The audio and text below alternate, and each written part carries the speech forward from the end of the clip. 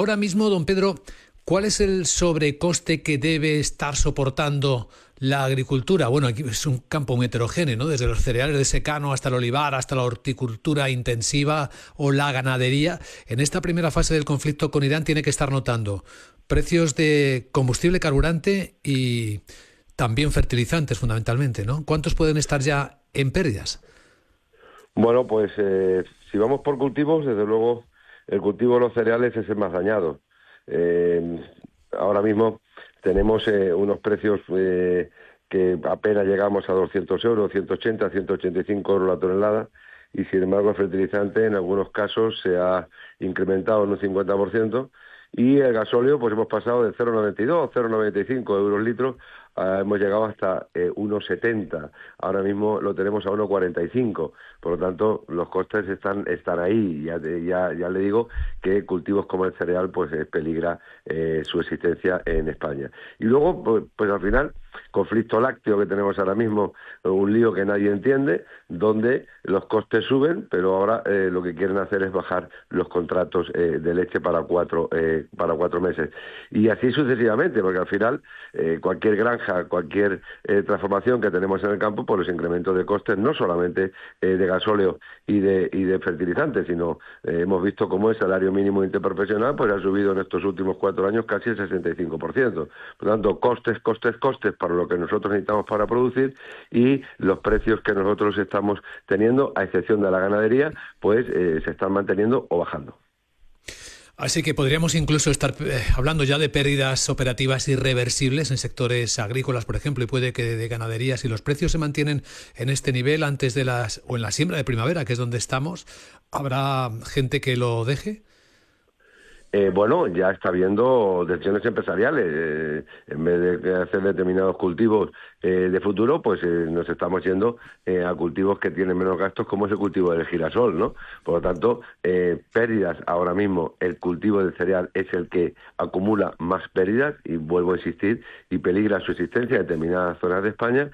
Luego en ganadería hay que reconocer que los precios de vacuno y los precios de ovino de carne no están mal, pero los precios de leche, ahí ya contratos que quieren bajar entre 7 y 11 céntimos el litro de leche. Todo esto por decisiones de abundancia excesiva en Alemania, en Dinamarca, pero al final siempre estamos pagando nosotros lo mismo. Y luego hay sectores como los sectores de frutas y hortalizas, que los costes de energía y los costes de carburante y los costes de fertilizantes, más la mano de obra, pues la verdad es que en algunos sectores también puede que haya inviabilidad de determinados sectores.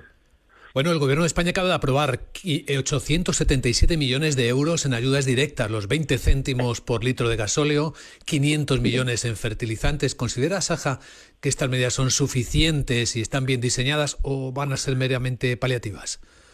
No, yo creo que estas medidas no están bien diseñadas, porque estas medidas son copia literal de cuando la guerra de Ucrania. Las guerras tienen un denominador común, que mueren las personas tristemente, y la verdad es que eso no se puede, no podemos estar de acuerdo, ¿no? Pero cuando la guerra de Ucrania, el gasóleo estaba a 1,30 y el cereal llegó a estar para la venta del agricultor a 280, incluso algún cereal a 300 euros.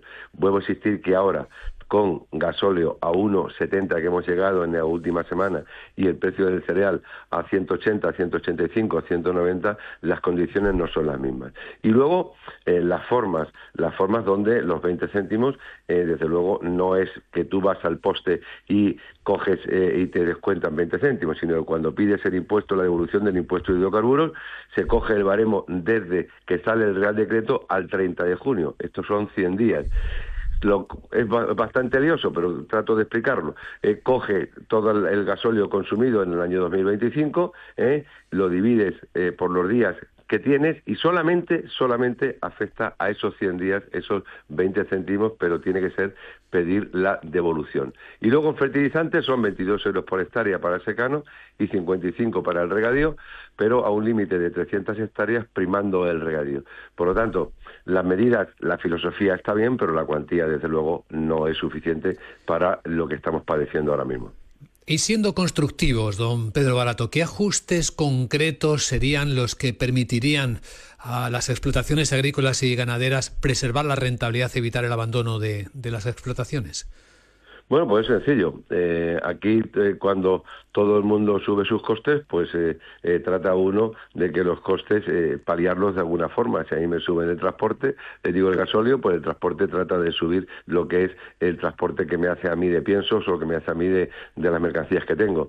La rentabilidad de las explotaciones es que las cosas tienen que valer como mínimo, un poco más de lo que cuesta producir.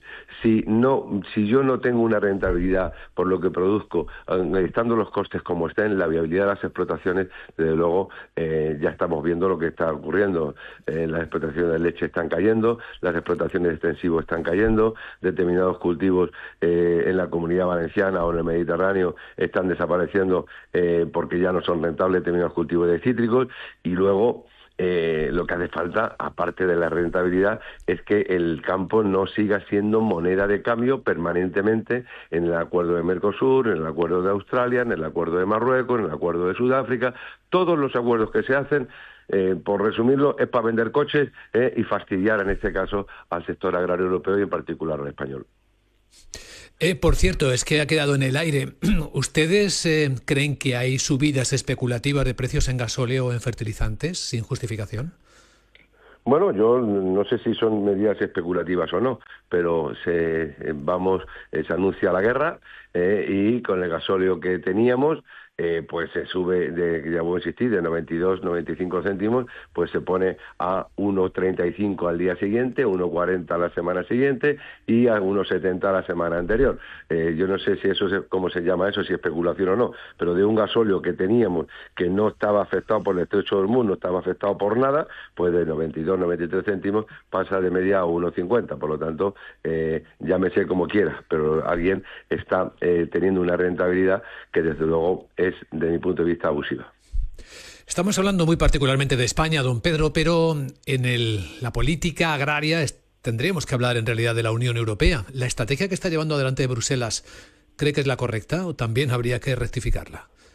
No, yo creo que no. Yo creo que la política que la señora von der Leyen nos dijo y se comprometió con nosotros de que el campo sería tenido en cuenta después de las manifestaciones que hicimos en el año 24, pues la verdad es que un ejemplo nada más. Con un presupuesto que es un presupuesto récord de la Unión Europea en todo su contenido y en todos sus contextos, es la primera vez que el presupuesto de la política agrícola común baja a un 22% sin contar la inflación, que sería un 32%. Por lo tanto, no va en la política correcta desde el punto de vista del presupuesto. Y segundo, parece mentira que con las situaciones que hemos padecido de tanto papel, de tanta burocracia, de tanto pacto verde y más verde, y con esas situaciones que hemos tenido anteriormente, donde había situaciones que no se podían, desde luego, cumplir en el campo español y en el campo europeo, pues yo no sé a qué esperan, pero desde luego las decisiones que se están tomando ahora mismo en Europa no son las correctas desde mi punto de vista. Mirando hacia adelante, vivimos en tiempos de incertidumbre, todos lo sabemos, pero ¿cuál es el escenario más probable que observan ustedes en Asaja para el campo y la ganadería? Bueno, pues estamos teniendo situaciones donde ha llovido, pero la climatología es adversa, ¿no? Ahora mismo, yo que estoy en el campo ahora mismo, casi esta mañana ha helado un poquito, y eso para cultivos como el almendro y cultivos que están en floración no es bueno. Aquí, desde el punto de vista de un empresario agrario, lo que hay que hacer es quitar todo lo que estorba y no deja vivir a un agricultor y a un ganadero español.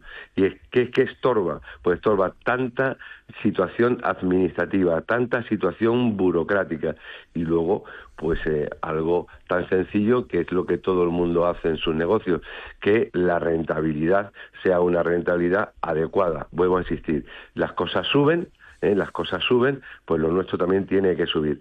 Al final va una consecuencia, que todo esto, pues estamos viendo qué está ocurriendo con la inflación en nuestro país y qué está pasando con los productos que los consumidores tienen que hacer.